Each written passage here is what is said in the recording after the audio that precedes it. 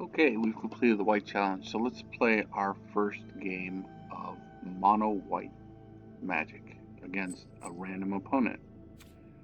We're at our home page and we're going to click the play button. So if you just completed the color challenge, this will be selected. We're not going to play the color challenge right now. We may play the bot, but if we play the bot, we don't get any bonuses, so we're not going to do that. Traditional standard play is a best of 3 match versus another player. This involves something called sideboarding, which we haven't talked about yet, so we're not going to go through this yet. Brawl is a standard deck built around a specific card, and we haven't done any deck building, so we're not going to do this yet. But play is just play a game against another player. So we are going to select our deck by clicking on the plus. We are going to play our mono white deck, and we're going to roll the dice and see what we get for an adversary. Now, our deck is not very sophisticated by the standard, so I suppose Trevor 93 is probably going to give us a pretty good game. Let's see how it goes.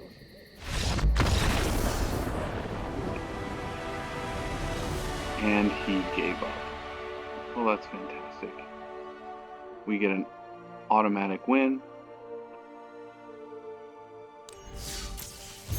So we actually get to collect our bonuses because we got a win. Alright, if we win enough, we're going to pick up another pack to open. So, let's try again. We're going to not do the color challenge, we're going to do a play in our mono white deck.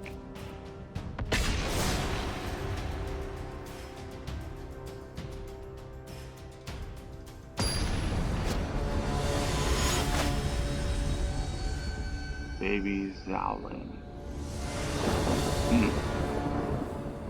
Alright, let's see how this goes.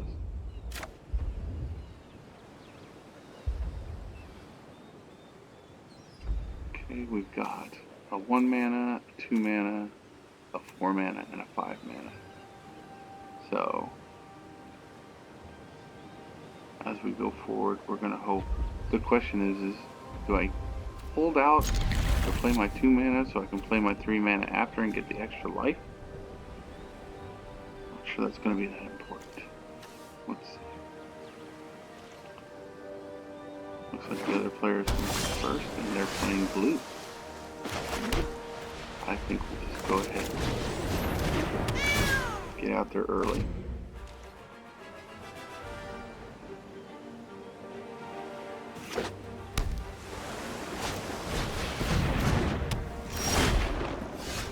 Let's see. Whenever a creature with flying enters the battlefield, Waterkin Champion gets +1/+1, but only till the end of turn, so it doesn't accumulate on that character. That is significant. Alright, if we attack with our cat and he blocks it, he's going to go away. We will too. We'll get a life out of that. That's a decent exchange. We still got a life out of it though.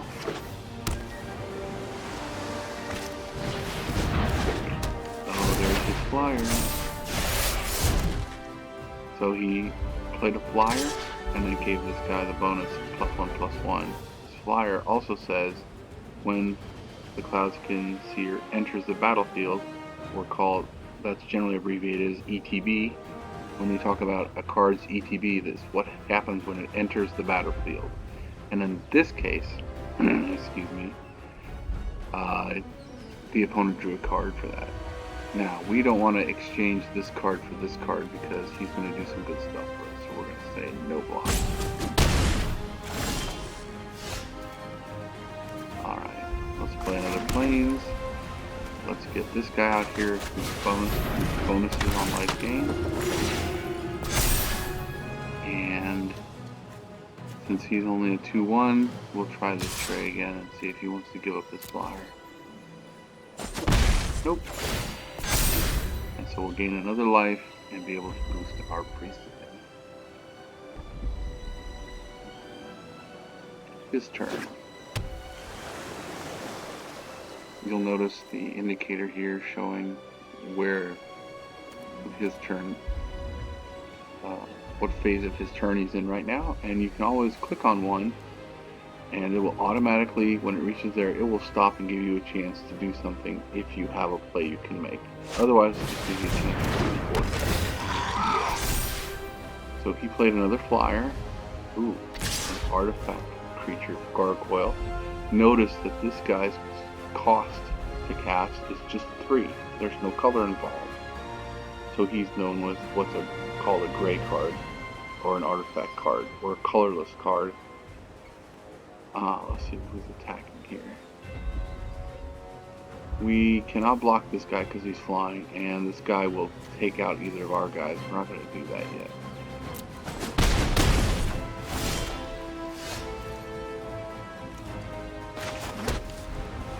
Let's play the card we can play. We'll make our life gain and our bonus. And this guy is a defender. He is flying and defender, and this little castle symbol here means he's a defender. That means that he only blocks. He does not attack. And you'll notice that it enters the battlefield with 2 counters on it if it's kicked. So if they had paid 7 for this guy, he would have come onto the board with his 3 plus 7. He would have had 2 +1/+1 counters on it, and since he had a +1 counter on it, he could attack, so he wasn't a defender. So if you draw this guy later in the game, he can be a much stronger player. So we're going to go ahead and attack our priest.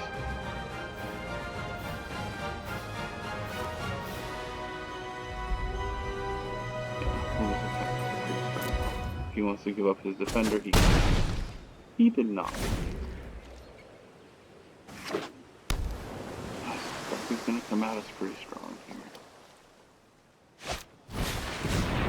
Okay. The spell was called Wing Words. It costs 1 less if he has a creature flying, which he does. And he got to draw 2 cards. Then he played something called a Water Knot, which is an aura. An aura gets played on a creature card. It enchants the creature. When Water Knot is played, it taps the creature and it doesn't untap. So now it has locked my Leonid War Leader essentially from playing. So we're going to come back and do this. We're going to tap all of his creatures, and we're going to get lifelink for all of ours to really boost our priest this time.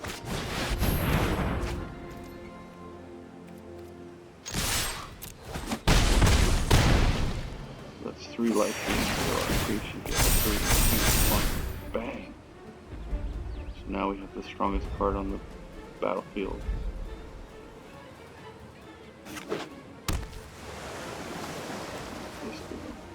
Spell. 3 spirit. Nice. And he has played a Merfolk.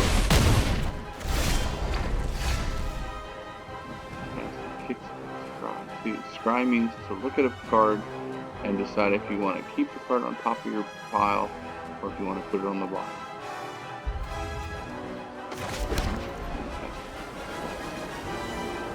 Do we want to attack? He can only come up with 2, 3, 4, 5, 6 damage, and this guy is worth 7. So this is for the win. He has to block this card. I think he'll only block it with 1, but we'll see what he gives up. He's got to give up 1 of his 2 cards.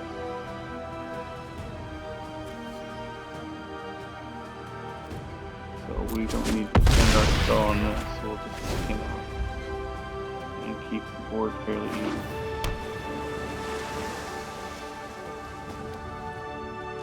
Now he has to be careful. He can't attack with all of his cards, because then we'll be able to come back with our 7/7 for the win. The question is, what does he feel comfortable attacking with? He's using both his flyers. I can't block either one. Now, since it's his turn, I can use this mana and throw some tokens with flying token creatures.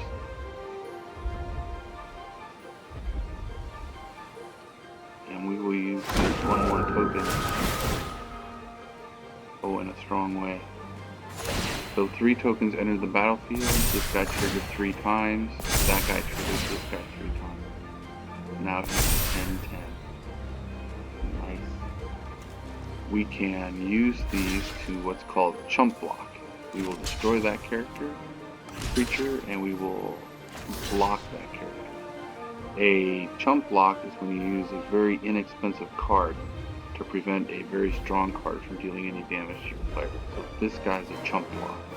This guy's a legitimate block because he's going to take that line and take that one guy out. Now he might have a spell to help us. Let's see if he does. Target creature you control gets +0/+3. So that's going to become a 2/3. Well, I will throw a tactical advantage on the one that is blocking him. Now, we've started building up what's called a stack here. Mine triggers before his. So mine will go, then his will go next. If he plays another card, then his will go, then mine will go. So mine went, his went. Destroying my card. And I didn't take the damage. So he destroyed one, but not the other. And now we can attack with our guy. So again, he doesn't have enough. This guy's not strong enough to block this guy. I mean, he's strong enough to block this guy, but he's his only blocking option. So he's going to have to block here or lose the game. So we're going to get rid of this guy. And since all of his flyers are already tapped, he can also attack with these 2. And since he's going to have to block this guy with this guy, I'm going to sneak this guy in for some life gain as well.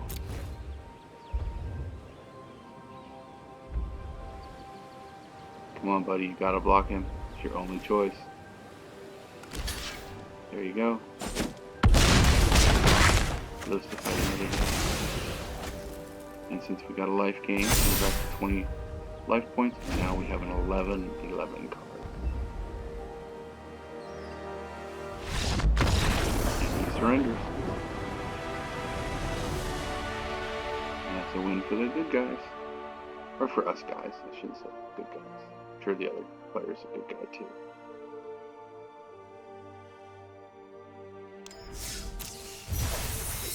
And so we earn another 100 gold and 275 experience points towards our next Mastery Pass step. Alright.